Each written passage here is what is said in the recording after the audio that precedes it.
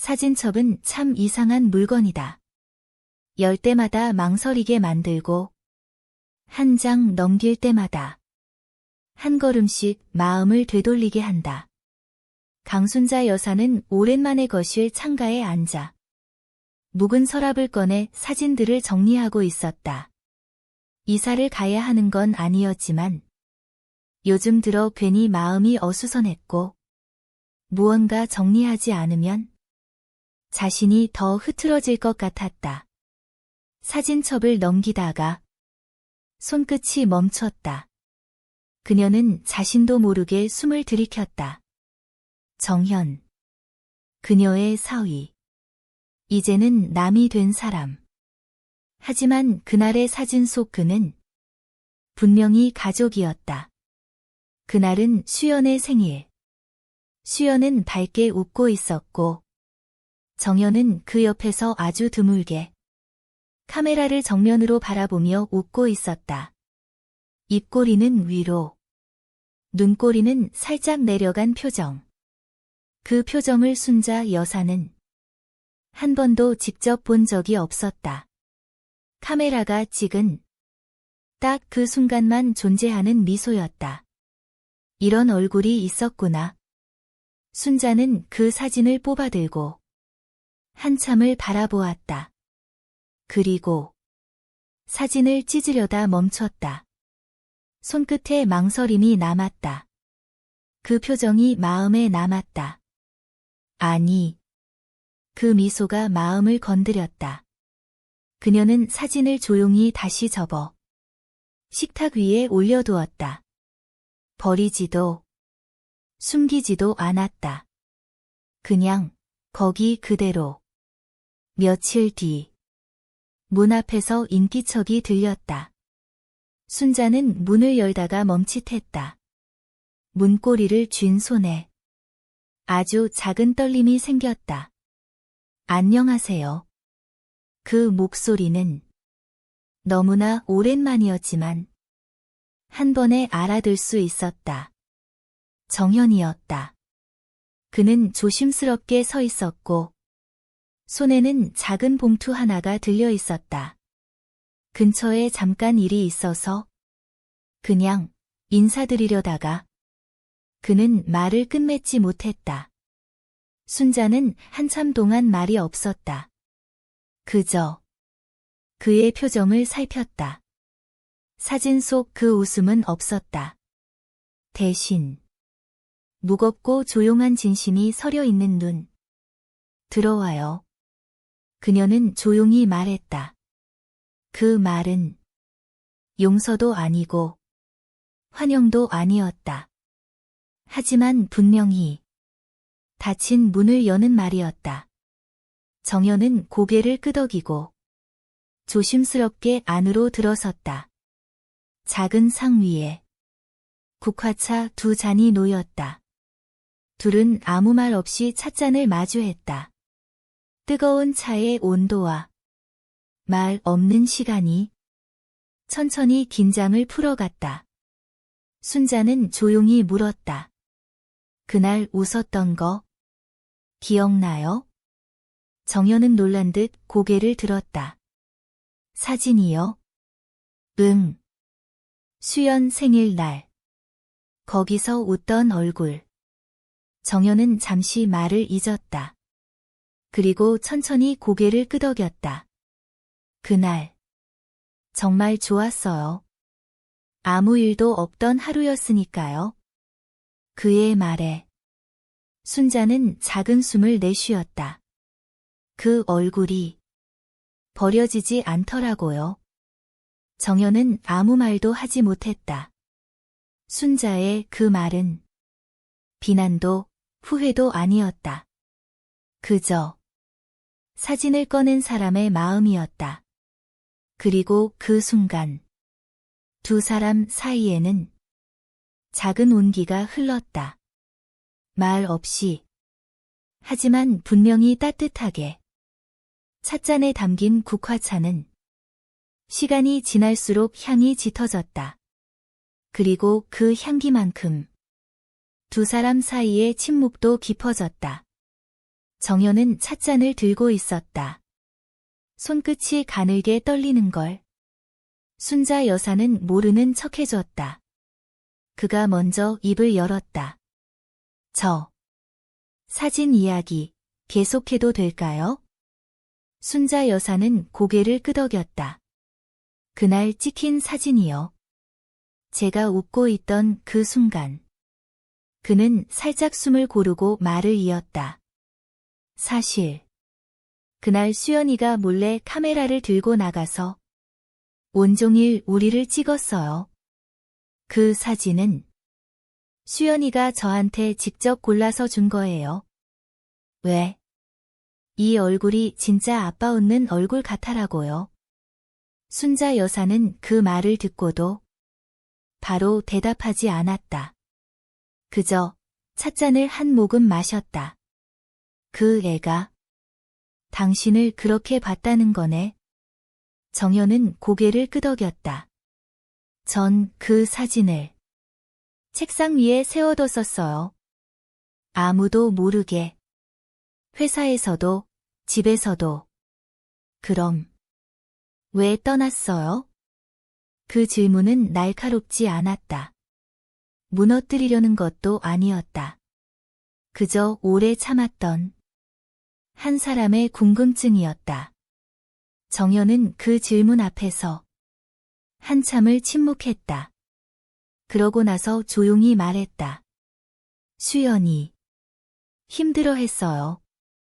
그런데 전 그걸 몰랐고 알아도 받아들이지 못했어요.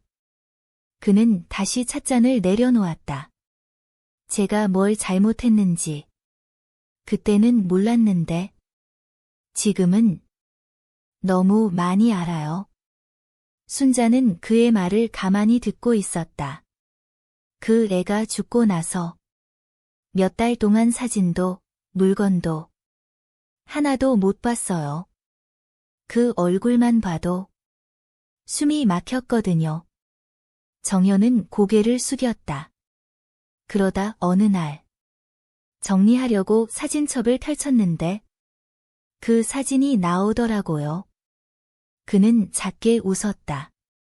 그리고 이상하게 다시 살아야겠다는 생각이 들었어요. 순자 여사는 한참을 조용히 앉아 있다가 조용히 말했다. 나도 그래. 네. 그 사진 찢으려다가 못했어. 그 얼굴 너무 살아있어서. 정연은 눈을 들었다. 그날의 당신이 진짜로 웃고 있는 게 보여서 그걸 버리면 그 애가 슬퍼할 것 같았어. 그 말은 아무런 꾸밈도 없이 딸을 사랑하는 어머니의 솔직한 마음이었다. 정연은 말없이 고개를 숙였다. 그리고 입을 열었다. 그래서 다시 찾아왔어요. 여기. 그 애가 마지막까지 살아 있었던 곳. 그는 한숨처럼 말을 이었다. 가족이었잖아요. 비록 지금은 아니지만 그래도 한때는 서로를 사랑했던 사람들이었잖아요. 순자는 고개를 들었다. 그리고 천천히 말했다. 지금도 그 마음은 사라진 게 아니야. 그날 저녁 정연은 집으로 돌아가려다 잠시 머뭇거렸다. 순자 여사는 그의 손에 무언가를 조용히 쥐어주었다. 낡은 봉투 하나. 안에는 오래된 흑백 사진 한 장이 들어있었다. 이건 수연이 돌잔치 때 찍은 거야? 아기 안고 있는 당신. 정연은 그 사진을 보며 입술을 꼭 다물었다. 사진 속 그는 서툰 표정으로 아기를 안고 있었고 수연은 두 손을 허우적거리며 웃고 있었다. 그때부터 당신은 우리 가족이었어. 순자 여사는 조용히 말했다. 그 얼굴도 그 웃음도 버릴 수가 없었어. 그날 밤 정연은 그 사진을 손에 들고 오래도록 앉아 있었다. 책상 위에는 자신이 간직했던 수연의 사진, 그리고 오늘 받은 사진이 나란히 놓여 있었다. 하나는 그가 웃고 있는 얼굴, 다른 하나는 그가 안고 있는 얼굴. 정연은 그 두 장의 사진을 액자에 나란히 넣었다. 그리고 조용히 중얼거렸다. 우리가 가족이었던 날들. 며칠 뒤 정연은 다시 순자 여사 집을 찾았다. 이번엔 빈손이 아니었다. 작은 종이 상자 하나를 안고 있었다. 이건 사진 정리하면서 수연이랑 같이 찍은 거 모아봤어요. 그는 상자를 열어 하나씩 사진을 꺼냈다. 캠핑 가던 날의 사진, 집에서 김밥을 말던 날, 같이 마트에서 장 보던 평범한 일상들. 순자 여사는 그 사진을 하나하나 바라보며 작게 웃었다. 이런 건 다 어디 있었어? 어머니가 힘드실까 봐 숨겨뒀던 거예요. 근데 이제는 같이 봐도 괜찮을 것 같아서요. 순자 여사는 고개를 끄덕였다. 이제 같이 봐도 되겠다. 아프긴 해도 그게 살아있다는 뜻이니까. 정연은 살며시 미소 지었다. 저 가끔 이렇게 와도 될까요? 순자는 대답 대신 찻주전자를 들었다. 그럼 오늘은 그날 마셨던 차로 하자. 그녀는 주전자에 물을 붓고 익숙한 손길로 차를 준비했다. 그날의 사진, 그날의 얼굴, 그리고 오늘의 차. 그 모든 게 조용히, 그러나 분명히 다시 연결되고 있었다. 정연은 오래된 외장 하드를 정리하던 중 익숙한 파일명을 발견했다. 파일의 마지막 수정일은 딱 수연이 세상을 떠나기 몇 주 전이었다. 손끝이 얼어붙은 듯 정연은 바로 재생하지 못했다. 그저 파일 이름을 멍하니 바라보다가 한참을 망설인 끝에 이어폰을 꽂지 않고 소리를 그대로 스피커로 틀었다. 녹음되는 건가? 아, 됐다. 안녕. 나중에 이거 누가 들을까? 그 목소리는 너무나 생생했다.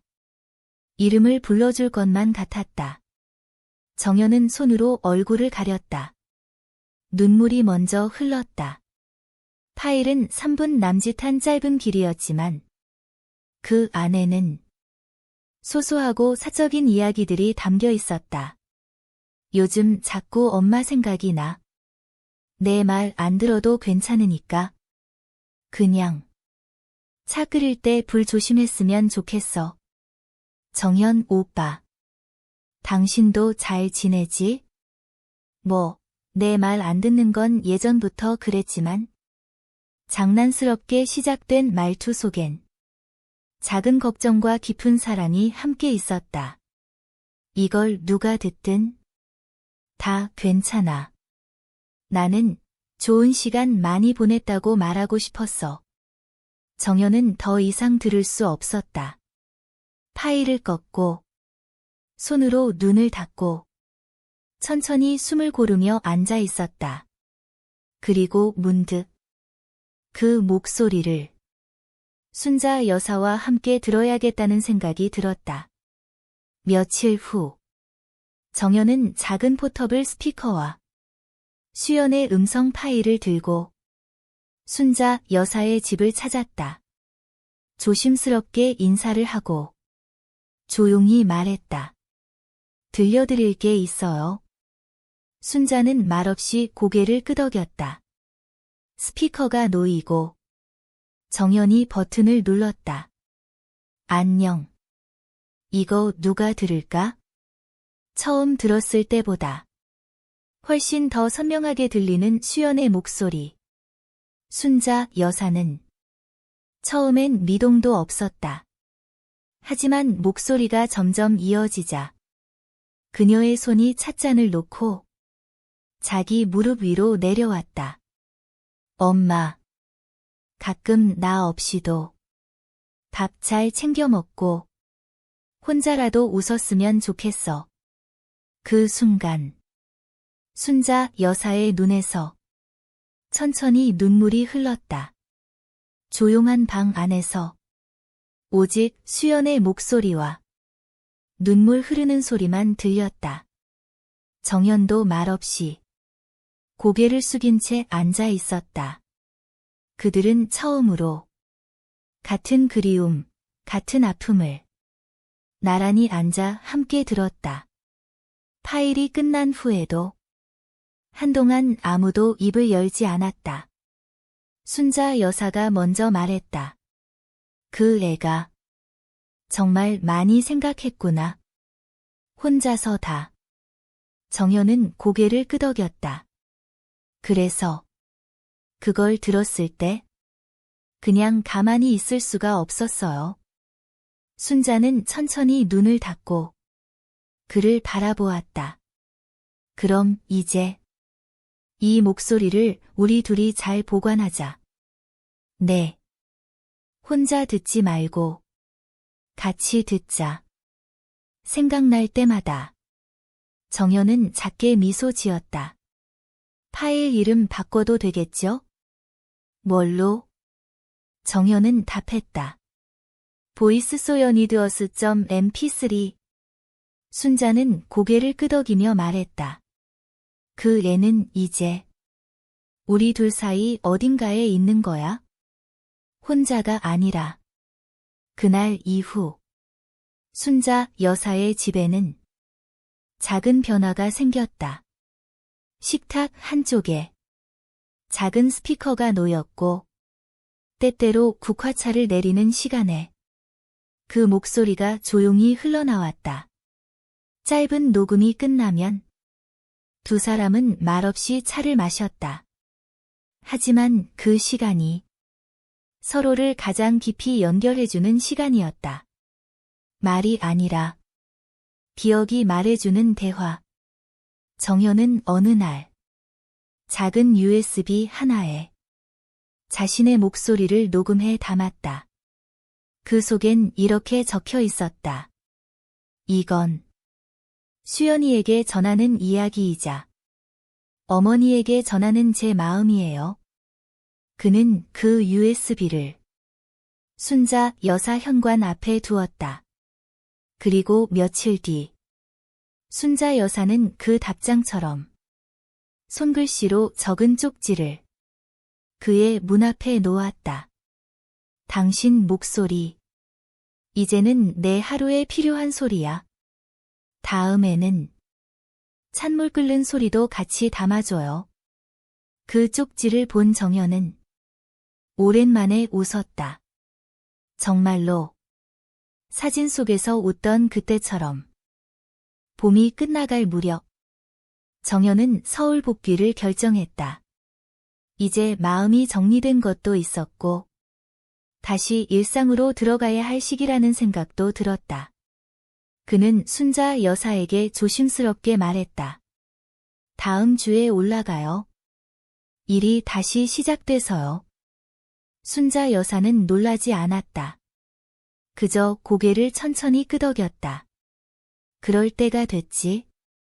그녀는 조용히 찻잔을 건넸다. 그럼 오늘은 내 차례네. 찬물은 따뜻했고 그 안에 무언가 말하지 않아도 되는 위로가 있었다. 정연은 찻잔을 들며 말했다. 어머니랑 함께한 이 시간이 수연이 옆에 있는 것 같았어요.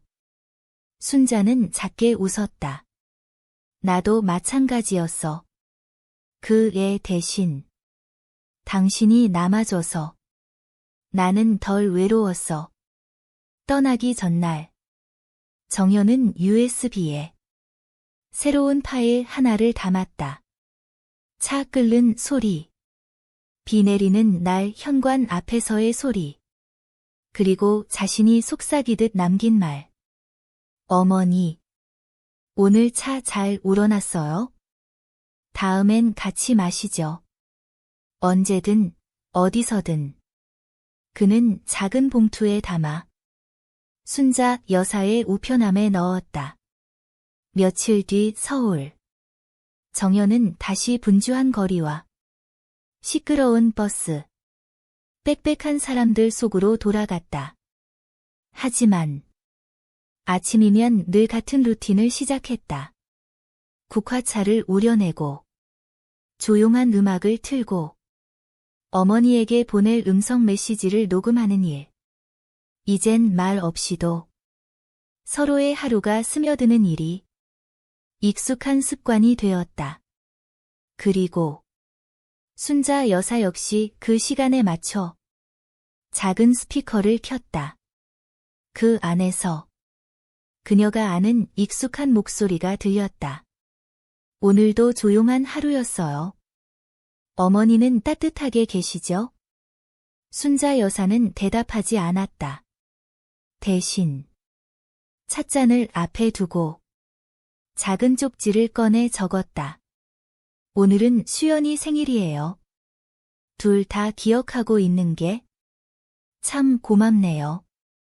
그녀는 그 쪽지를 조용히 편지함에 넣었다. 그것으로 충분했다. 그 후로도 그들은 가끔 사진을 주고받고 짧은 소리 파일을 나눴다. 말은 점점 더 짧아졌지만 느낌은 점점 더 깊어졌다. 마치 조각보처럼 멀리 떨어져 있지만 서로의 조각 위에 천천히 덧댄 마음이 있었다. 차 소리, 걷는 소리, 웃음 소리, 그리고 아무 말도 없는 그저 함께 있는 소리. 그것이면 지금 이 순간 충분했다.